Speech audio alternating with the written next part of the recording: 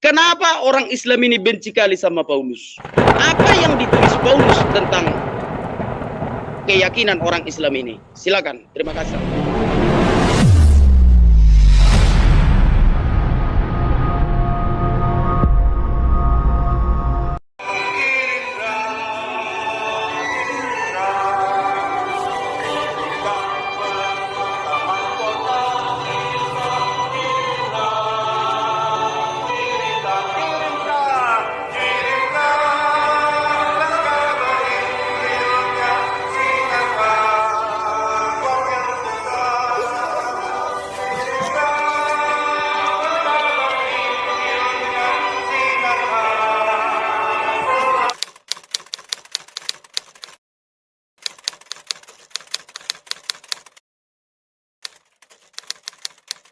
Oke, kawan-kawan, sekarang diskusi kita mulai dengan anak Batak selama 1 jam. Ya, silakan anak Batak, mulai.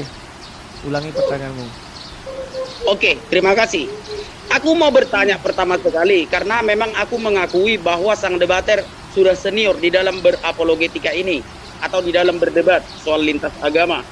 Aku memang tidak menemukan diskusi-diskusi sang debater yang berbau politik, belum menemukan, karena memang video-video sang debater yang aku tonton baru setengah itu pun sampai tadi sore. Nah, aku mengebut untuk menontonnya. Pertama sekali yang ingin aku tanyakan. Oke, terima kasih. Kenapa orang Islam benci kepada Paulus? Karena begini, bagi mereka Paulus itu sebenarnya bukan rasul, ya. Dia adalah seorang penjahat yang bertobat. Sementara ada di tempat lain seorang yang baik jadi penjahat dan yang keangkat menjadi kayak rasul gitu ya. Makanya mereka benci. Ya mereka berharap begitu. Kemudian yang kedua, surat-surat Paulus ini sangat mengkritisi mereka. Padahal belum lahir mereka, Paulus sudah menuliskan. Contoh, Galatia 1 ayat 8. Apabila ada Injil yang berbeda dengan apa yang kami beritakan, sekalipun itu malaikat, terkutuklah dia. Maka itu nubuatannya sekitar abad ke-5. Maka di abad-abad ke-5 ke-6 muncullah Injil dengan format lain. Jadi yang disinggungkan mereka, padahal mereka belum lahir sudah dinubuatkan jauh hari. Jadi di situ mereka agak kesal mungkinnya dan benci sekali. Paulus tidak pernah menyakiti hati Nabi Muhammad, tidak pernah menyinggung Allah SWT, tidak pernah. Hanya saja 2 surat Paulus ini saya lihat sangat memukul mereka, yakni Galatia 1 ayat 8 dan 1 Timotius 4 ayat 1. Bahwa di waktu-waktu kemudian akan banyak orang murtad, mereka ikut ajaran roh-roh penyesat dan ajaran setan-setan. Maka semua orang Kristen yang meninggalkan Kristen dan bergabung dengan ajaran Islam, sesuai 1 Timotius 4 ayat 1, dikatakan orang itu sudah mengikuti ajaran roh-roh penyesat dan ajaran setan-setan. Maka Tuhan yang mereka sembah secara tidak langsung adalah iblis. Siapa nggak palak dikatakan dituduh Tuhannya adalah iblis? Tidak mungkin. Jadi mereka di situ tidak terima, saya lihat ya. Itu yang bisa saya sampaikan. Silakan. Oke, terima kasih. Nah, pertanyaan saya pertama. Alkitab yang kita pakai adalah hasil kanon. Yang dikanon oleh tua-tua Yahudi pada sekitar ratusan tahun sebelum Masehi. Dan kanon yang paling terkenal di dalam penulisan Alkitab yang kita pakai adalah Septuaginta. Septuaginta mengkanon Alkitab kita dari berbagai sumber. Dia mengambil bahannya dari kanon Ibrani. Kanon Ibrani adalah kanon tertua. Yang kedua, kanon yang dipakai adalah ucapan berwibawa yang memang ditulis pada zaman dulu, ucapan-ucapan berwibawa. Itulah sumber-sumber kanon yang dipakai Septuaginta. Dan kanon Septuaginta ini yang dikenal dengan LXX ini masih kanon yang terpercaya di kalangan orang Kristen seluruh dunia. Dan kanon itu adalah satu-satunya kanon yang menjadi pedoman sekolah teologia oikumene di seluruh Indonesia. Nah, yang ingin aku tanyakan adalah siapa yang menulis kitab Taurat? Dalam hal ini, kitab Taurat kita kenal dengan 1 Musa, 2 Musa, 3 Musa, 4 Musa, 5 Musa. Itulah Taurat yang kita kenal. Kita tidak berbicara tentang hukum seremonial, Paskah dan lain-lain, karena kita bukan orang Yahudi, kita orang Indonesia, terutama orang Batak.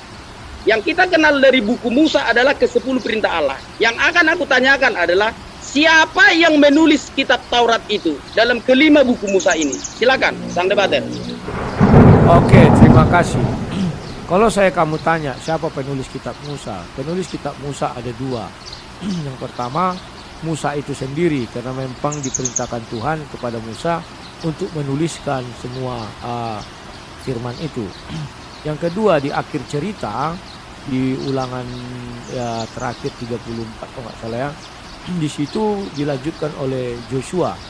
Kenapa saya bisa mengatakan Joshua? Karena di situ diceritakan Musa sudah mati dan kebetulan ada yang menulis kelanjutannya. Dan di situ pun dijelaskan mereka berpisah di Gunung Moab itu ya. Jadi bahwa Joshua penerusnya, dia juga bisa menuliskan, sangat besar kemungkinan. Karena saat itu dijelaskan Joshua memimpin mereka untuk menyeberang ya. Itu yang bisa saya jelaskan. Silakan. Oke, terima kasih.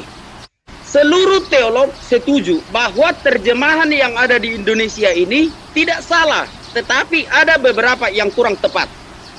Terjemahan menurut bahasa asli penulis yang ditulis oleh bapak-bapak gereja terdahulu dan para rasul. Terjemahan Indonesia banyak yang kurang tepat, bukan salah, banyak yang kurang tepat. Salah satunya ada dalam Zakaria 12 ayat 1. Bisa ditampilkan.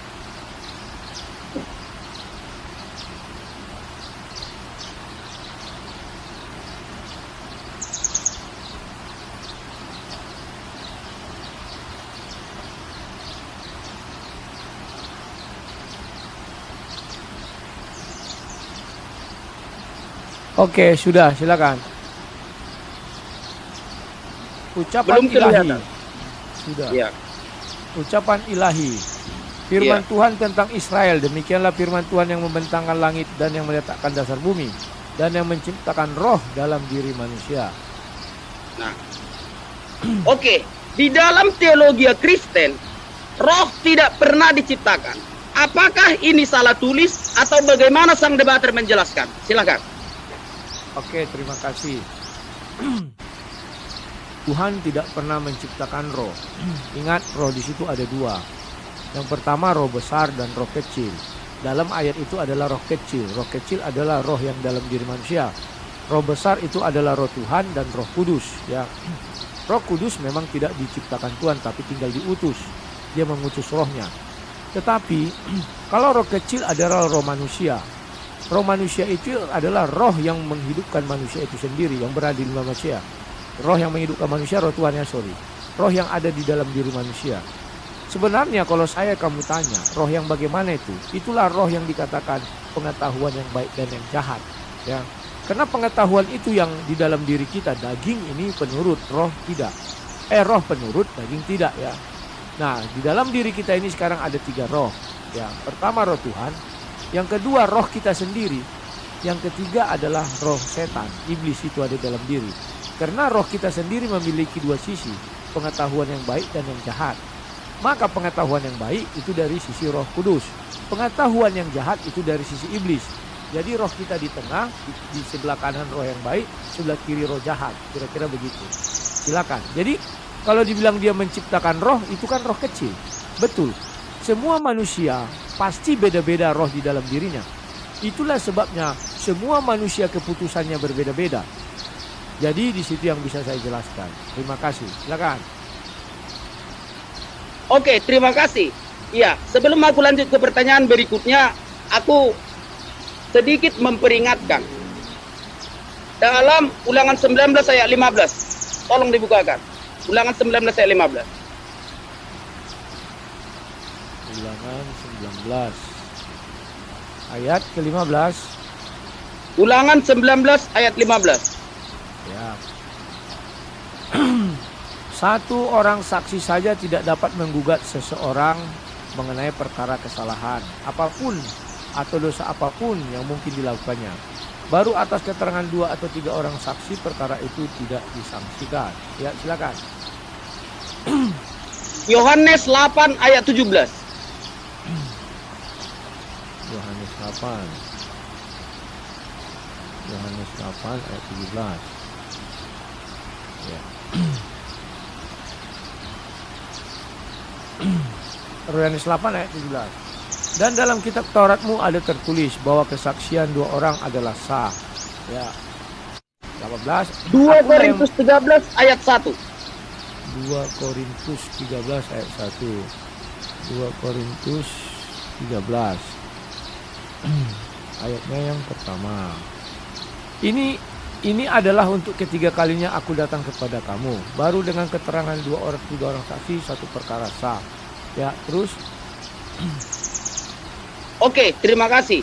Jadi aku ingin bertanya, tetapi tolong kalau aku bertanya tentang ayat Alkitab, tolong sertakan ayat pendukung di dalam Alkitab. 2-3 ayat. Kalau tidak bisa 3-2. Kalau tidak bisa 2-1. Kalau hanya dengan menjawab dengan pengetahuan yang tersirat, aku juga memahami. Aku tidak melarang, tetapi aku menginginkan ada ayat pendukung di dalam Alkitab. Entah itu 1 ayat, silahkan, tidak masalah. Aku hanya memperingatkan saja. tentang Boleh, yang sama mana? Bapak. Tentang yang mana? Ya, ini yang akan aku tanyakan berikutnya. Aku ingin ada ayat pendukung dari Alkitab. Ya. Lanjutkan. Boleh? Ya. Oke, terima kasih sang debater.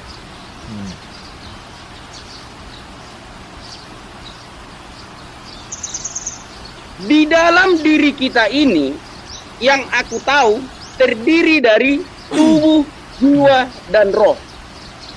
Dan aku percaya roh tidak akan dihakimi. Roh akan kembali kepada si pemberi roh itu, yaitu kepada Bapa. Nah, bagaimana nanti di saat penghakiman itu tiba, atau dimulai dari kita beristirahat? Karena menurut pengetahuan saya, kalau saya meninggal besok, itu bukan mati di dalam iman kekristenan. Bagi saya itu hanya beristirahat. Karena kematian yang sesungguhnya di dalam iman kekristenan adalah kematian selama-lamanya. Silakan sang debater jelaskan dulu, kalau manusia mati, tubuhnya kemana, dan bagian-bagian yang lain kemana. Terima kasih, sang debater.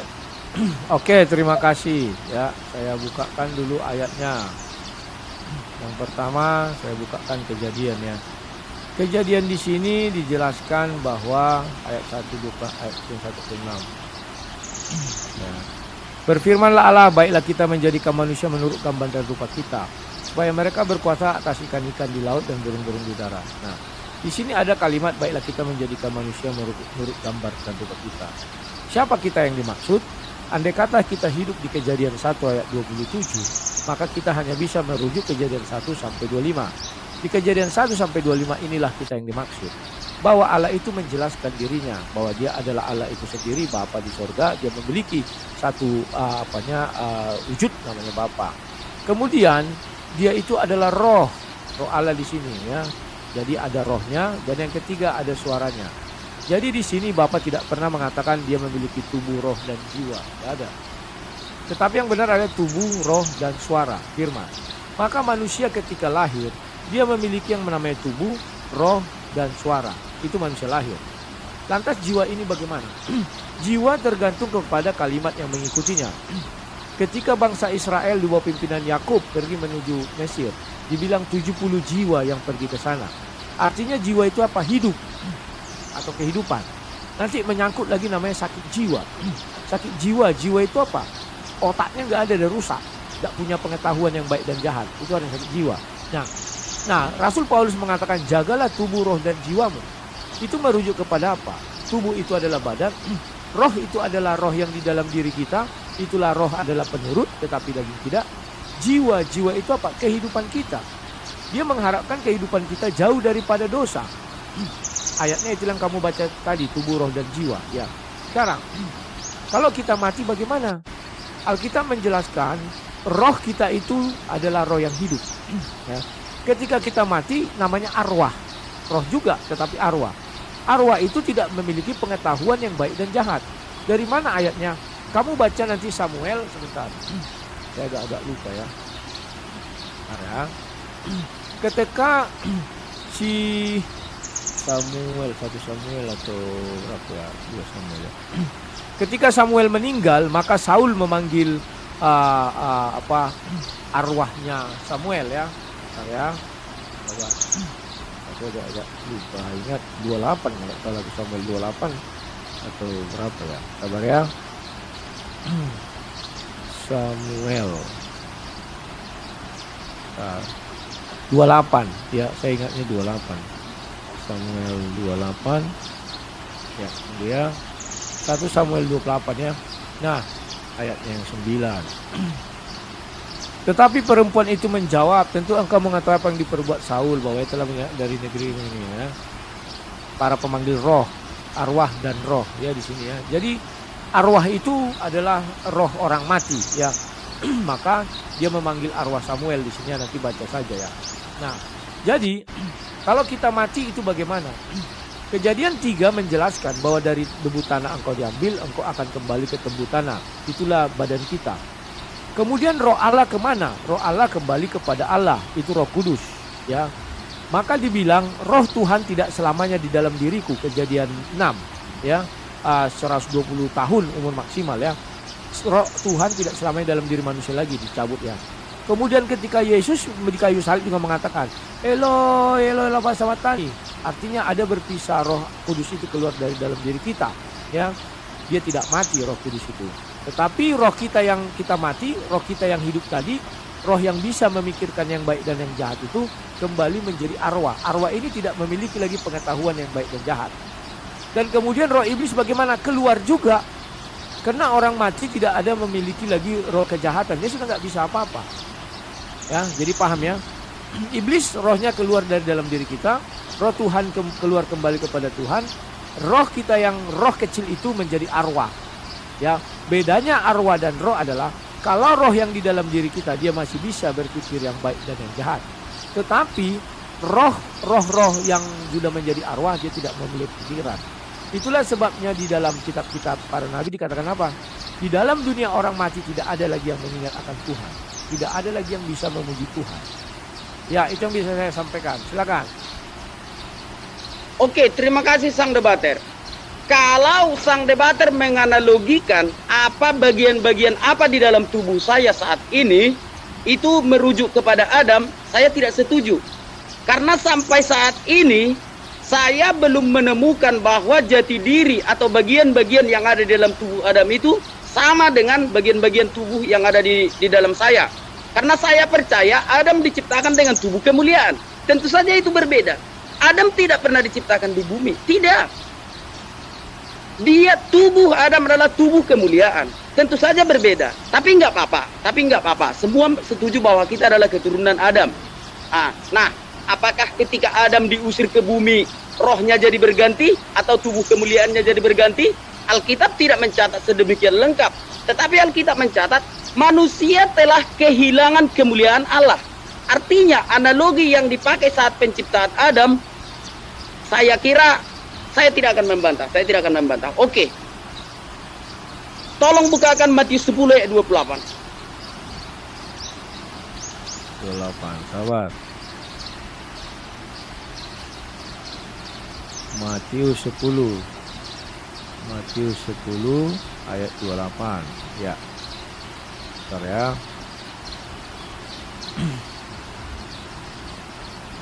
Matius 28, Matius 10. Bentar, ayat 28. Ini ketika pemilihan murid-murid ya.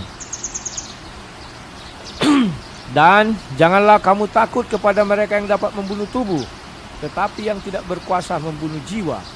Takutlah terutama kepada Dia yang berkuasa membinasakan baik jiwa maupun tubuh dalam neraka. Oke. Kalau sang debater menganalogikan jiwa itu adalah perilaku atau kelakuan, bagaimana menjelaskan bahwa jiwa itu akan dibinasakan? Silakan sang debater. Oke, terima kasih. Kenapa saya tertarik pertama mengenai tubuh Adam itu, kamu tidak bisa mengatakan sama dengan tubuhmu karena dia memakai tubuh kemuliaan. Ingat, pada mulanya kita harus ketahui bahwa manusia itu diciptakan dari debu tanah dan tanah itu belum dikutuk. Maka itulah tubuh kemuliaan pada mulanya. Kita buka di Kejadian 3 ya. Nah, di Kejadian 3 dikatakan di situ di Kejadian 2 juga 2 dulu ya, penciptaan si Adam itu, bahwa dia diciptakan bentar ya. Ini bentar. Ketika Tuhan Allah membentuk manusia itu dari debu tanah. Jadi manusia debu tanah itu masih suci, belum terkutuk ya. Maka dibilang dia bisa tinggal di sorga. Jadi daging bisa tinggal di sorga, debu tanah bisa tinggal di sorga. Kemudian di Kejadian 3 maka dikutuklah tanah ya. Nah, ya. Terus sebentar ini lagi ini. Maka terkutuklah tanah karena engkau. Jadi gara-gara si Adam terkutuklah tanah. Jadi tubuhnya yang dari tanah itu ikut terkutuk. Tanah yang kita injak ini pun jadi terkutuk. Sehingga tubuh Adam tidak bisa lagi masuk ke dalam kerajaan sorga. Darah dan daging tidak bisa masuk ke dalam kerajaan sorga karena sudah terkutuk. Maka nanti kita digantikan dengan tubuh kemuliaan seperti malaikat. Itu kita hidup nanti seperti malaikat, itulah namanya tubuh kemuliaan ya. Jadi kalau kamu bilang kamu tidak sama dengan Adam, kamu sama. Kamu sama dengan Adam. Kalau dia tubuh kemuliaan dulu karena tanah belum dikutuk, maka membaca Bible itu ingat urutan peristiwa. Urutan peristiwa itu penting karena kita tidak seperti simsalabim yang tidak mengerti urutan peristiwa. Karena memang kitab suci mereka adalah urutannya kacau, tidak urutannya. Kemudian kamu mengambil daripada Matius tadi ya, Matius 10 ayat 28. Ini Matius 10. 10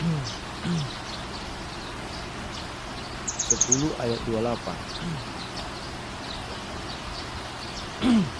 Di sini dijelaskan bahwa dan janganlah kamu takut kepada mereka yang membunuh tubuh, tetapi yang tidak berkuasa membunuh jiwa. Takutlah kepada Dia yang berkuasa membinasakan baik jiwa maupun tubuh. Di sini tanpa sadar kau mengakui bahwa jiwa itu bukan roh seperti yang kita miliki. Kalau roh yang seperti kita miliki dimusnahkan, artinya kita berbahagia, berbuat jahat saja. Jiwamu dimusnahkan, artinya kau tidak akan dihukum masuk neraka. Karena yang ke neraka itu kita mengalami yang namanya sakit. Kenapa manusia bisa mengalami sakit? Karena roh kecilnya, roh dirinya bersatu dengan tubuhnya. Roh bersatu dengan daging, maka dia merasa sakit. Kalau daging itu sendiri, dia tidak merasa sakit. Itulah orang mati. Kalau ada lihat orang mati, itu kan tinggal tubuh. Kalau cincang dia tidak merasa sakit. Demikian juga roh. Kalau roh sendiri, dia tidak merasa sakit. Itu ditunjukkan ketika peristiwa Yesus turun dari perahu Galilea. Maka masuklah setan-setan ke dalam diri manusia. Ketika dia belum masuk ke dalam diri manusia, dia tidak merasa sakit. Setelah dia masuk ke dalam diri manusia, dia bilang, "Anak Allah, jangan kau siksa kami," katanya. Di situ dia sudah merasa. Nah, kalau kamu katakan Tuhan membunuh roh, roh lah yang menghidupkan. Ada kalimat di situ. Kalau kita nggak punya roh, kita nggak hidup. Ya. Jadi Tuhan tidak akan membunuh roh kita. Tetapi jiwa ya, jiwa itu apa? Saya sudah menjelaskan, jiwa itu memang kayak abstrak juga. Karena dia pengetahuan yang baik dan yang jahat. Bagi saya itu tergantung kalimatnya ya. Kalau kalimatnya misalnya sakit jiwa ada lain pikiran ya. Kalau 70 jiwa yang terangkat artinya 70 yang hidup. Jadi kalau kita sampai jiwa kita dibunuh, itulah sebabnya kita nanti di neraka tidak punya pikiran lagi. Mau ada di situ artis cantik, kita nggak sempat lagi bersetubuh karena nggak ada pikiran lagi. Ya kita hanya merasa sakit. Karena roh kita bersatu dengan daging kita dan daging kita merasa sakit. Apa buktinya jiwa itu bukan roh? Maksud saya bukan roh yang seperti yang kau anggap ya, maksud saya pikiran itu. Contoh, ketika kita melihat orang gila, apakah dia punya roh? Punya. Apakah dia punya jiwa? Tidak, dia nggak punya jiwa lagi. Dia punya roh, hidup dia. Tapi dia nggak punya jiwa. Matilah pengetahuan yang baik dan yang buruknya. Nah, yang mengendalikan pengetahuan yang baik dan buruk itu roh kita. Memilih apakah dia ikut roh kudus, apakah dia ikut roh iblis.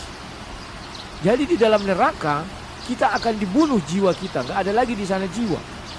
Yang ada apa? Roh bersatu dengan daging, kita kesakitan. Kayak zombie lah dibilang. Ya, silakan. Itu yang bisa saya jawab. Silakan. Iya, terima kasih. Terima kasih Sang Debater. Iya, aku tidak sama dengan Adam yang dengan tubuh kemuliaan. aku sama dengan Adam ketika dia sudah jatuh ke dalam dosa. Saya kira pendengar bisa memilah-milah ya. Ya, karena yang aku ketahui Yesus itulah Adam yang kedua. Karena mereka dengan tubuh kemuliaan. Nah, Yesuslah Adam yang kedua. Jadi aku segambar dengan Adam sesudah Adam jatuh ke dalam dosa. Saya kira tidak ada yang perlu kita perdebatkan di situ. Aku hanya meluruskan saja. Tetapi dengan Adam yang masih dengan tubuh kemuliaan, aku tidak sama. Tidak sama. Oke, terima kasih. Ya. Ya, aku sepakat bahwa roh itu menghidupkan, dan ketika kita meninggal, roh itu akan kembali kepada yang memberikan roh itu. Terima kasih. Oke, yang kedua. Yohanes 1 ayat 3.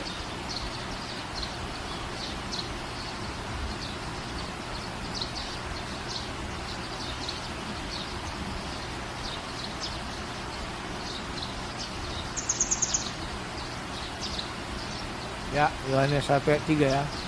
Segala sesuatu dijadikan oleh Dia, dan tanpa Dia tidak ada sesuatu pun yang telah terjadi dari segala yang telah dijadikan. Ya, terus Kolose 1 ayat 16.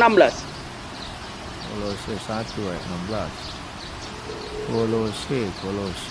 Aja. Bentar ya.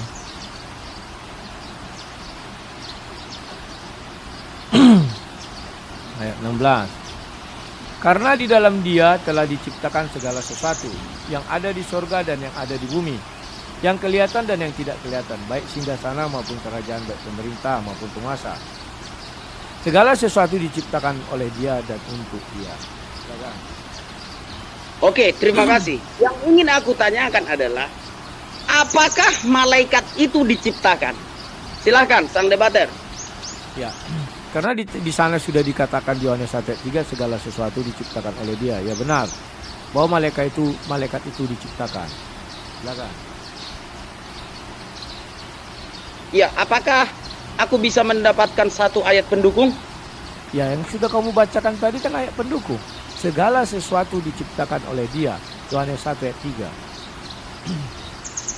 3. Ibrani 2 kalau nggak salah aku ada lagi tuh. Oke. Mazmur 33 ayat 6. Ya. Mazmur 33 ayat 6. Mazmur. Ya.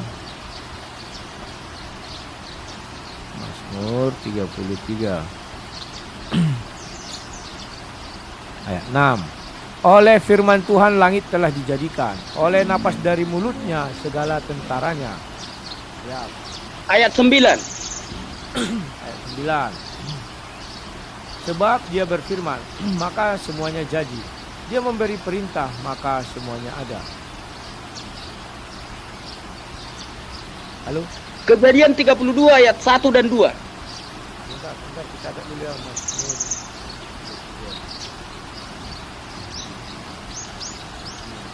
Oke. Kemudian apa tadi? Kejadian? Kejadian 32 ayat 1 dan 2. Kejadian 32 ayat 1 dan 2 ya. Yakub melanjutkan perjalanannya, lalu bertemulah malaikat-malaikat Allah dengan dia. Ketika Yakub melihat mereka, berkatalah, ya ini bala tentara Allah, sebab itu dinamainya tempat itu Mahanaim. Sesudah itu Yakub menyuruh utusannya berjalan lebih dahulu mendapatkan Esau, kakaknya, ke tanah Seir di kota Edom. Ya, terus Lukas 2 ayat 13. Lukas 2 ayat 13. Lukas 2 ayat 13. Ya. Oh, kok belum pindah nih? Lukas 2. Hei Lukas. Sabar ya. Oh, masih Lukas 1.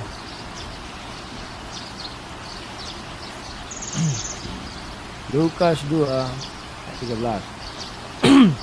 Dan tiba-tiba tampaklah bersama-sama dengan malaikat itu sejumlah besar bala tentara surga yang memuji Allah, katanya. Ya, silakan. Oke. Apakah yang dimaksud dengan tentara surga? Apakah yang dimaksud dengan malaikat? Tolong jelaskan apakah ini berbeda, dan kalau berbeda bagaimana cara membedakannya? Silakan sang debater. Siap. Terima kasih. Pertanyaanmu bagus dan dasar teorimu bagus. Nah, kamu bertanya apakah malaikat diciptakan ya? Saya tertarik dengan Mazmur 33 ayat 6 itu dulu. Bahwa jujur ini belum pernah saya baca. Di situ dijelaskan bahwa bentar ya, mana tadi Mazmur Mazmur 33 namanya. Ya, terima kasih kalian makin rajin menggali isi Alkitab. 6. Oleh firman Tuhan langit telah dijadikan, oleh nafas dari mulutnya segala tentaranya. Jadi bahwa dia mengatakan bahwa malaikat itu diciptakan dari nafas Allah ya. Kalian mengetahui bahwa penciptaan Adam juga demikian. Kita buka Kejadian itu ya. Nafas Allah ini apa nanti dijelaskan. Ya. Kejadian 2 ya. Adam itu hidup ketika ditiupkan napas hidup ya. Dan menghembuskan napas hidup ke dalam hidungnya. Jadi beda manusia dengan malaikat. Malaikat itu dicipta tubuhnya daripada tanah dulu, baru ditiupkan napas hidup. Kalau malaikat langsung napas dari Allah ditiupkan menjadilah malaikat. Ya kawan-kawan ya. Maka napas itu adalah roh. Itulah sebabnya maka dikatakan malaikat adalah roh. Ya. Apakah bala tentara itu adalah malaikat? Ya. Yang kita lihat di dalam kekristenan, kerajaan surga itu adalah sebuah tatanan pemerintahan, bukan rumah bordil. Di mana di sana ada germo, ada pelacurnya dan segala macamnya. Kalau di dalam kekristenan, surga itu adalah tatanan pemerintahan. Pemerintahan siapa? Pemerintahan Allah atau pemerintahan Bapa di surga. Maka di sana sudah pasti ada bala tentara, pelayan-pelayan atau pesuruh-suruh Tuhan itu malaikat. Dan nanti dibukakan ketika Matius 19 ayat 28 hakim-hakim ada di dalam kerajaan surga. Itu diambil dari juga petugas-petugas lain 144.000 dari surga itu. Jadi benar yang kamu bilang, terima kasih kau sudah membukakan mengenai penciptaan malaikat itu dari napas Tuhan. Dan napas itu adalah roh. Sama dengan Yohanes 6 ayat 63, roh lah yang menghidupkan. Maka malaikat itu hidup. Maka Adam hidup. Terima kasih, silakan. Oke. Mazmur 82 ayat 1 sampai 4. Mazmur 82.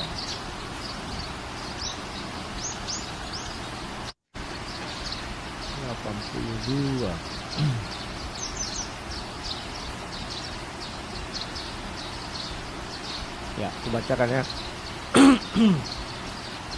Mazmur 82 ayat 1 sampai 4. Mazmur Asaf.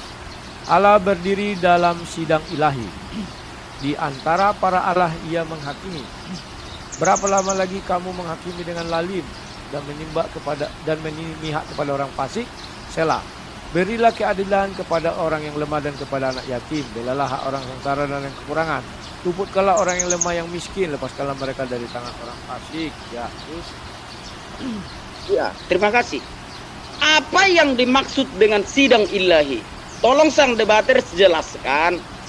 Agak luas penjelasannya. Bukan aku katakan yang tadi tidak luas, bukan. Tetapi tentang sidang ilahi ini,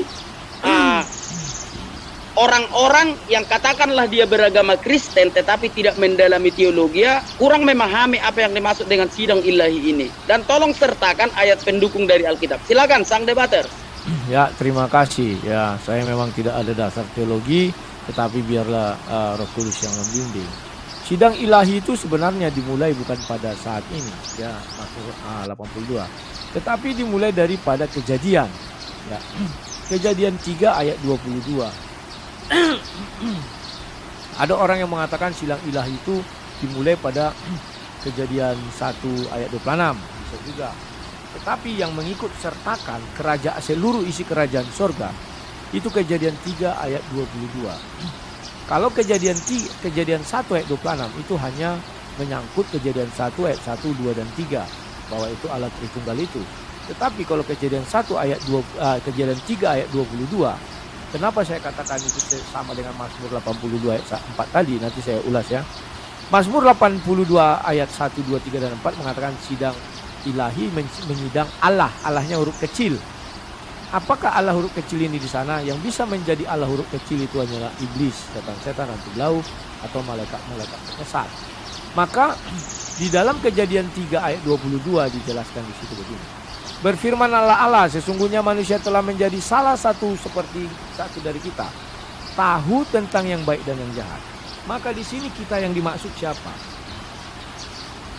Kalau tadi kita membicarakan Kejadian 1 ayat 26, Anda kita hidup di Kejadian 1 ayat 23. Maka itu merujuk Kejadian 1 sampai 25. Sekarang, ini Kejadian 3 ayat 22.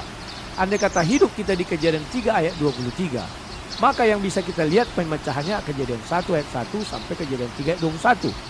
Jelas di sini sudah ada siapa saja.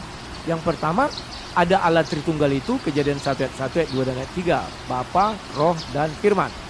Baru yang ketiga, ke-22 ini, siapa saja? Saat itu ada pengisi sorga itu, yakni Adam dan Hawa. Dan ada yang namanya si ular tua atau iblis. Dan juga dulu kita, Adam dulunya adalah malaikat itu juga. Karena di Ayub 1 ayat 6 dikatakan dia bagian dari anak-anak Allah itu sendiri. Maka di sini, saya mengatakan sidang Allah itu di sini kenapa? Karena ada di kalimat di sini telah menjadi seperti salah satu dari kita. Maka merujuknya ini banyak orang mengatakan ini bicara tentang Allah Tritunggal. Tidak, kawan. Tetapi di sini sudah mengikutkan yang namanya adalah si ular tua itu dan malaikat. Kok bisa?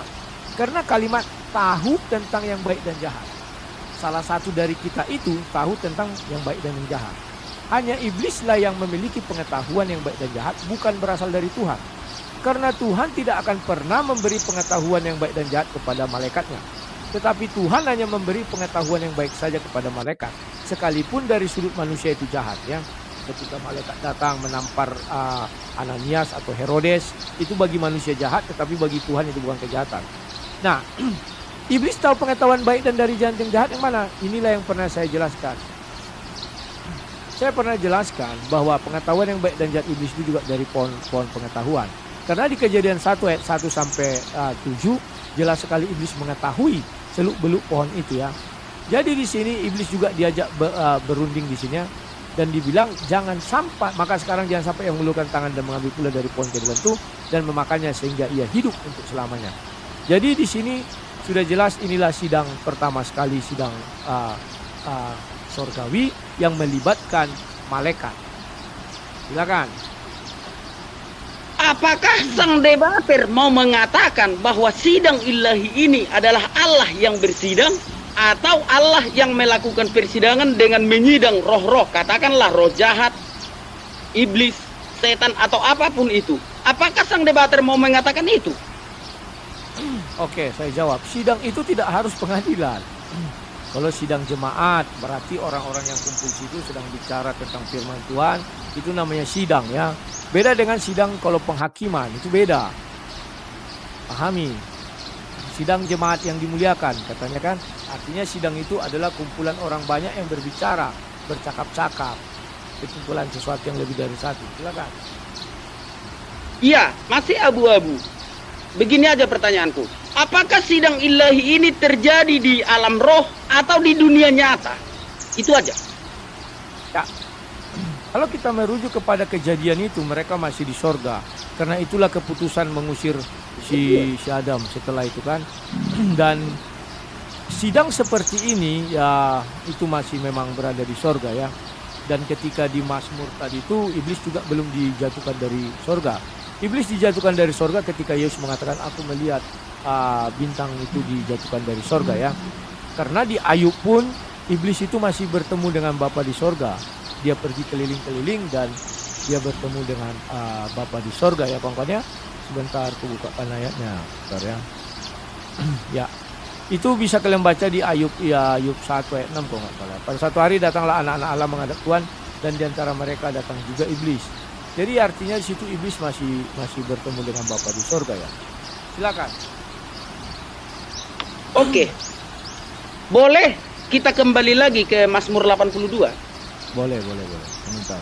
Sabar, ya. Mazmur berapa tadi? Mazmur 82 ayat 1 sampai 4.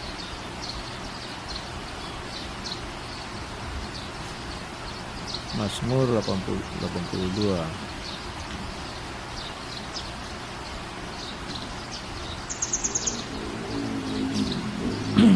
Ya, ini ayat berapa? Ayat 1 sampai 4. Ya, Oke. sudah. Tadi udah aku baca. Ya. Terus Oke.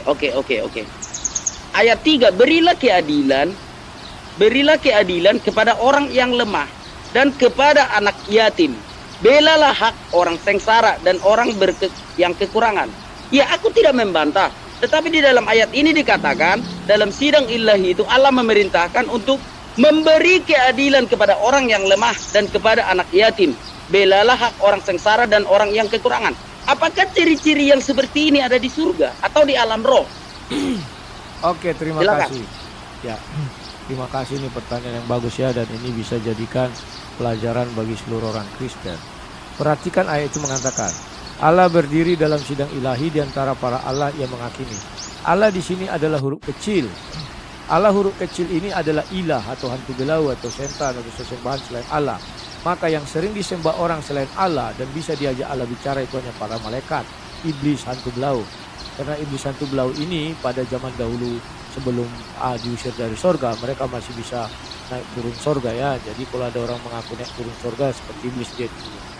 Berapa lagi kamu menghakimi dengan lalim dan memihak kepada orang fasik? Ingat bahwa Alkitab menjelaskan bahwa sesuatu yang baik berdatangnya dari Bapa di sorga karena rancangannya damai sejahtera. Yang membuat kita celaka adalah iblis, si ular tua dan pengikutnya. Maka kalimat di sini jelas dikatakan, berapa lama lagi kamu menghakimi dengan lalim dan memihak kepada orang fasik? Kalau kalian lihat orang fasik itu ketika dia membunuh orang, ketika dia merampas hak orang, dia itu tidak ada perintah dari Tuhan, itu dari Allah kecil itu atau dari iblis-iblis itu. Maka Tuhan menegur, berapa lama lagi kau katanya sama iblis itu ya dan pengikutnya. Jadi itulah yang terjadi di dalam ayat ini. Jelas dikatakan di situ bahwa itulah sebabnya sampai sekarang saya percaya kalau datang penghakiman dari iblis kepada kau ya, itulah sering orang-orang miskin dibuat malah anaknya sakit atau anaknya cacat ya gitu ya, atau sebagaimana macamnya lah. Itulah hukuman dari iblis kepada kita atau mencobai kita. Maka Tuhan, berapa lama lagi kau menghakimi dengan lalim? Berilah keadilan kepada orang yang lemah. Di sini kalau kita melihat di sebuah persidangan, ada orang yang kita lawan orang kuat, sekalipun dia salah, dia bisa menang ya. Artinya sini mau menjelaskan yang membuat dia menang itu iblis. Maka dibilang berilah keadilan kepada orang yang lemah. Ya, ayat itu kalau kamu uraikan itu berbicara tentang setan-setan hantu belau iblis itu. Silakan. Oke, terima kasih. Berarti intinya adalah persidangan itu ada di alam roh. Tetapi yang disidangkan itu adalah kejadian yang ada di bumi. Seperti itu kah? Ya, kalau sidang ilahi selalu itu di dalam alam roh, atau kalau aku bilang di sorga saja. Karena sorga itu memang bukan alam roh, tetapi alam tubuh kemuliaan. Karena pada saat itu iblis kan belum dibuang. Dia masih bisa naik turun sorga. Dijatuhkan setelah Yesus mengatakan, aku melihat bintang itu dijatuhkan dari langit. Baru di Wahyu dibilang sepertiga dia menyeret bintang-bintang itu. Jadi sepertiga dari malaikat-malaikat yang diciptakan Tuhan dijatuhkan ke bumi. Silakan. Oke, terima kasih. Ya, nanti videonya aja aku ulang lagi tonton. Oke, Ya. Pertanyaan berikutnya. Wahyu 11 ayat 3. Wahyu 11. Wahyu 11 ayat 3.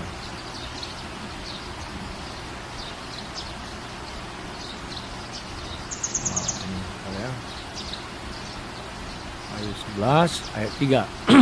Dan aku memberi tugas kepada dua saksiku supaya mereka bernubuat sambil berkabung 1260 hari lamanya. Ya, silakan. Ya, apa yang dimaksud atau siapa yang paling mendekati tentang kedua saksi ini? Atau sang debater silahkan jelaskan. Terima kasih. Sebentar ya, saya dulu udah pernah menjawabnya. Tunggu dulu. Saya udah pernah menulis ini, saya agak lupa ingat, saya cari dulu sebentar ya. 1260 hari lamanya, 1260 hari ya. Saya mempunyai kalimat ini pohon zaitun, bentar ya. Saya ingatnya dulu ini kata kuncinya, sabar, cari dulu ya. Sabar.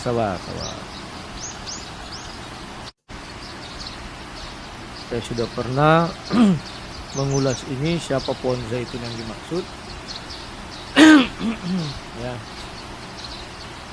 Ntar ya.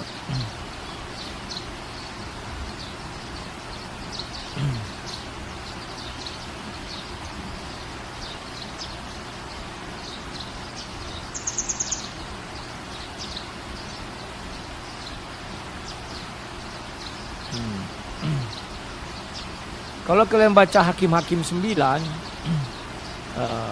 Hakim-Hakim 9. Ini dibilang begini, Hakim-Hakim 9 ya.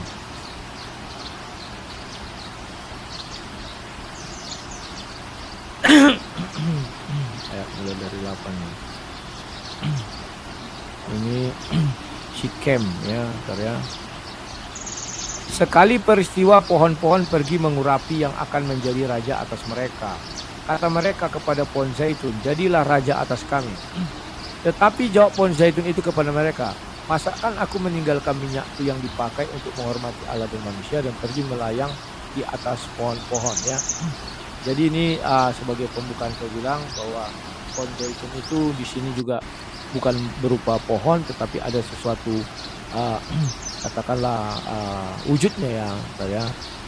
Aku sudah pernah bahas ini, sebab cari dulu. Ada itu pohon zaitun itu dijelaskan. Sabar.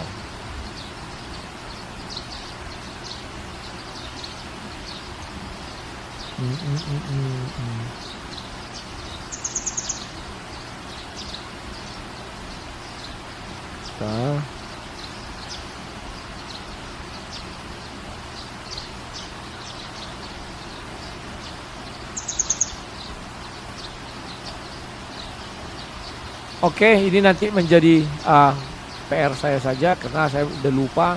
Nanti saya buka dulu catatan-catatan saya. Ya, lanjut. Oke, terima kasih. Sebentar, ini Zakaria 4 juga dijelaskan, ini Zakaria 4 ayat 3 sebentar ya. Zakaria 4 ayat 3. Ini kan merujuk Zakaria 4 ayat 3 ini. Sebentar, sudah lama kali mengenainya. Dulu saya pernah ingin menulis tentang kitab Wahyu yang menyingkap kita Wahyu. Zakaria 4 ayat 3, sabar ya. Dan pohon zaitun ada terukir padanya, satu di sebelah kanan tempat minyak itu dan satu di sebelah kiri ya. Nah, inilah nanti yang akan saya gali. Saya tahu ini apa isinya karena saya pernah membahas ini. Nanti saya cari tahu ya. Itu janji saya kepada kalian. Semoga nanti aku mendapatkannya. Silakan, lanjut. Oke, terima kasih. Nah, pertanyaan saya berikutnya. Roma 10 ayat 14. Roma 10 ayat 14. Roma 10 ayat 14. Roma 10.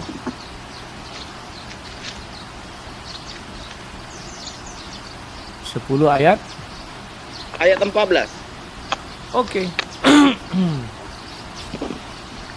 Tetapi bagaimana mereka dapat berseru kepadanya jika mereka tidak percaya kepada dia?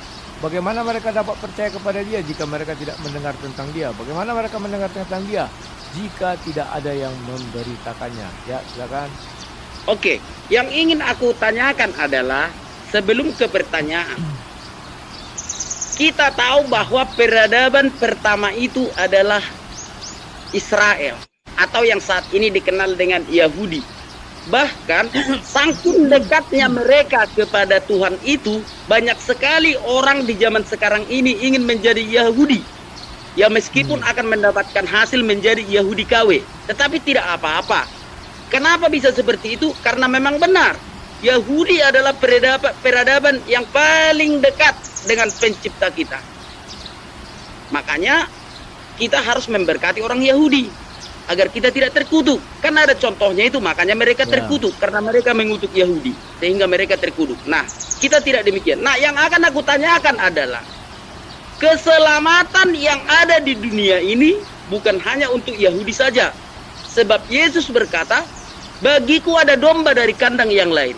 Artinya adalah untuk memperoleh keselamatan itu, aku tidak perlu menjadi orang Yahudi. Untuk memperoleh keselamatan itu, aku tidak perlu memastikan aku menjadi orang Yahudi. Tidak perlu.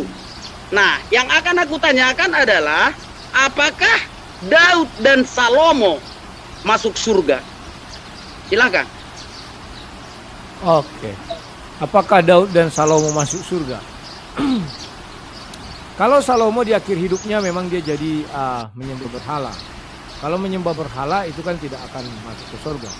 Kalau Daud di akhir hidupnya juga dia mengalami penderitaan, bahkan tubuhnya dipampangkan di tembok dan dimatikan ya, dan segala macamnya. Kalau kamu tanya apakah Daud masuk surga? Kalau kamu tanya, kan tidak ada hak prerogatif saya memasukkan orang ke surga. Bahkan diri saya pun tidak bisa saya tentukan masuk surga. Maka yang bisa saya jawab. Sebentar, Sang Debater, sebentar. Alkitab yang menunjukkan sesuai dengan Alkitab saja. Aku tidak ingin Kalau sesuai dengan Alkitab, maka mereka masuk neraka. Kenapa saya katakan masuk neraka? Karena Yakub mempunyai sebuah dosa besar, yakni dia mengambil Bersheba itu dan Tuhan marah. Kalau Salomo dia menyembah berhala, Tuhan paling benci dengan orang yang menyembah berhala. Saya lanjutkan lagi. Untuk menyikapi wahyu tadi, mengenai pohon ara, kawan. Jangan lupa kalian baca yang ku bukakan tadi itu di Zakaria itu ya, Zakaria 4 itu ya. Nanti kalian baca, kalian akan temu jawabannya ya. Kalau kalian tidak ketemu jawabannya, berarti kita sama dengan seperti Zakaria. Karena Zakaria pun dijelaskan di situ dia tidak mengerti juga ya. Zakaria 4 ya. Nanti kalian baca saja di sini ya, sampai terakhir. Lalu ia berkata, ini rahasia, inilah dua orang yang di Urapi yang berdiri di dekat Tuhan seluruh bumi. Kalau saya melihat ke sini, dua orang yang berdiri dekat Tuhan seluruh bumi, itu namanya Elia dan Musa. Hanya itu yang berdiri dekat Tuhan.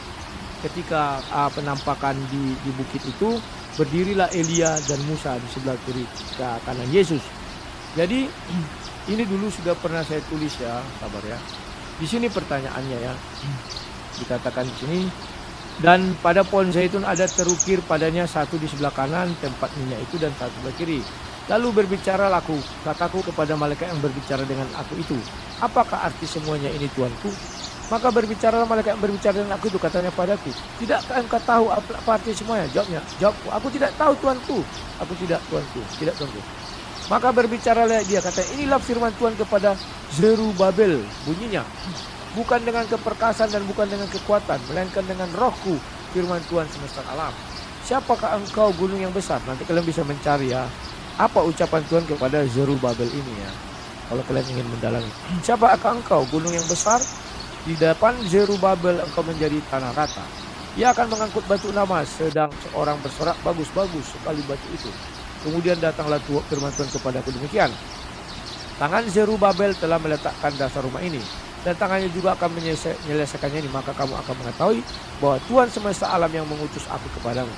Sebab siapa yang memandang hina dari hari peristiwa-peristiwa kecil, mereka akan bersukaria melihat batu pilihan di tangan Zerubabel. Yang 7 ini adalah mata Tuhan yang menjelajah seluruh bumi. Lalu bicaralah kepadanya, apakah arti kedua pohon zaitun yang di sebelah kanan kiri kandil ini? Untuk kedua kalinya berbicaralah kepadanya, apakah arti kedua pohon dalam dahan pohon zaitun yang di samping kedua pipa emas yang menyalurkan cairan emas dari atasnya itu? Ia menjawab aku, tidakkah engkau tahu apa arti semuanya ini? Jawabku, tidak Tuanku. Lalu ia berkata, inilah kedua orang yang diurapi yang berdiri dekat Tuhan seluruh bumi ya. Maka aku hanya bisa membukakan di dalam perjanjian baru, hanya itulah yang berdiri di sebelah kiri dan kanan Tuhan seluruh bumi, dan orang itu diurapi, yakni Matius 17 ayat 3. Sebentar ya, Matius 17, Matius. Oh, inilah mata sudah sini sudah langsung cepat ya. 17 ayat 3. Maka tampak kepada mereka Musa dan Elia sedang berbicara dengan dia. Kata Petrus kepada Yesus, Tuhan, betapa bagian kami bertempat ini, jika engkau mau biarlah aku dirikan di sini 3 mau, satu untuk engkau, satu untuk Musa dan satu untuk Elia. Jadi inilah yang bisa saya jelaskan, bahwa Musa dan Elia lah yang dimaksud di dalam ayat itu. Kalau kalian ingin mencari, silakan menggali, silakan. Dulu udah pernah saya bahas ini tahun 2009 kalau nggak salah ya. Waktu itu saya ada mengulas tentang kitab Wahyu, tapi baru berapa ayat sudah kejadian ya, sampai 2011. Nah, silakan lagi anak Daro, anak Batak, waktumu tinggal 17 menit lagi, silakan. Oke, terima kasih. Ya, Sorry, 5 menit lagi, 5 menit lagi. Oke. Terima kasih. 5 menit akan ku selesaikan dengan secepat-cepatnya. Oke. Tentang janji mendirikan bait suci, Allah telah berjanji kepada Daud. Allah berjanji kepada Daud untuk mendirikan bait suci. Itu tertulis di Sang Debater, di mana itu tertulis? Di dalam 1 Raja-Raja atau 1 Tawarikh? 1 Tawarikh 17. Mendirikan bait Ketika suci. Allah berjanji bahwa anak Daud lah yang akan mendirikan bait suci. Oh, kita cari sama-sama. Sabar ya. 1 Tawarikh 17. 1 Tawarikh Ya. 17. Oke. 17. Sabar, tunjukkan dulu. 1. Bentar. Tawarikh 17. Ayat berapa? Mulai dari ayat 1. Ini memang agak panjang karena Ya, ini sudah. satu pasal. Ini satu pasal. Tapi tidak Ya. sampailah setengah pasal lah. Oke. Tetapi tidak usah dibaca. Kita sudah sama-sama membaca ini. Aku juga sudah membaca dan aku percaya Sang Debater apalagi sudah pasti membaca ini dan semua orang Kristen sudah membaca ini. Oke. Di dalam Alkitab itu dicatat dalam judul perikop adalah janji mengenai bait suci yang didirikan oleh Salomo di dalam Alkitab. Mungkin di dalam aplikasi Alkitab itu tidak ada, aku tidak tahu. Ya. Kan begitu. Tetapi di dalam Alkitab itu ditulis janji mengenai bait suci yang akan didirikan Salomo. Itu mulai dari ayat 1 sampai ayat 15. Di situ diuraikan semua. Tetapi sampai saat ini aku tidak percaya bahwa yang dijanjikan Allah di sini adalah Salomo. Dan orang-orang Kristen sering menyebutku kadrun. Karena hal itu, aku tidak percaya. Aku berlawanan dengan berbagai-bagai orang. Aku tidak percaya bahwa ini Salomo. Yang dijanjikan di sini menurut aku adalah Tuhan Yesus. Karena Tuhan Yesus membangun bait suci dalam 3 hari dan kerajaannya kokoh untuk selama-lamanya. Sekarang aku minta pendapat Sang Debater. Terima kasih. Silakan Sang Debater. Oke, ini sebagai penutup ya. Bahwa benar pendirian bait Allah yang pertama itu kan dikeroyoki sama mulai dari Abraham sampai kepada Salomo. Salomo yang terakhir mendirikan sesuai perintah Tuhan. Namun di akhir cerita Salomo ini kan jadi pergi kepada penyembahan berhala. Maka bait Allah itu ada sampai zaman Yesus. Dan ketika Yesus disalib maka tersibaklah bait Allah itu dan roboh ya. Dan Yesus mengatakan memang di sini bilang dalam 3 hari aku akan mendirikannya. Maka mungkin akan ada bait Allah kedua, sekarang sudah dirancang-rancang orang Israel. Jadi kalau hanya berpatokan kepada bait Allah, takutku nanti orang Israel yang membangun itu jadi itu. Namun di sini yang dikatakan Yerusalem yang dibangun Yesus namanya Yerusalem baru. Di dalam Alkitab hanya ada 2 bait Allah. Pertama bait Allah yang lama dan bait Allah yang baru nanti di Yerusalem baru. Kalau nanti ada misalnya di antara selang waktu itu tiba-tiba orang Yahudi, orang Israel mendirikan bait Allah, kan sudah ada rencana pembangunannya itu. Wah, menurutku bukan itu yang dimaksud. Tetapi betul yang kamu bilang nanti Yesus yang membangun itu di Yerusalem baru, bait Allah yang baru. Karena bait Allah itu tidak bisa dibangun tanpa perintah Tuhan. Karena perintah pembangunan bait Allah yang sekarang kan tidak ada. Oke, itu yang bisa saya sampaikan ya. Terima kasih anak Batak. Kalau ada yang mau kau sampaikan silakan 2 menit, silakan. Ya, terima kasih. Aku sudah mendapatkan jawaban dan nanti untuk lebih memahaminya aku akan mengulang video ini. Ya, jangan lupa kawan-kawan semua meskipun benci aku nggak apa-apa. Aku promosi channel aku Apologetika Anak Batak. Jangan lupa kawan-kawan ya di like dan subrek sebanyak-banyaknya. Itu subrekernya sudah sekitar 2000. Terima kasih kawan-kawan. Terima kasih Sang Debater. Terima kasih. Oke, terima kasih anak Batak. Selamat malam. Sampai jumpa. Nah kawan-kawan, betul apa yang katakan anak Batak, sekalipun kalian tidak suka sama dia, kalian kalau ingin melihat sesuatu perbedaan dan perbedaan itu menjadikan perbendaharaan bagi kalian, ya jangan lupa subscribe saja dia kawan-kawan ya.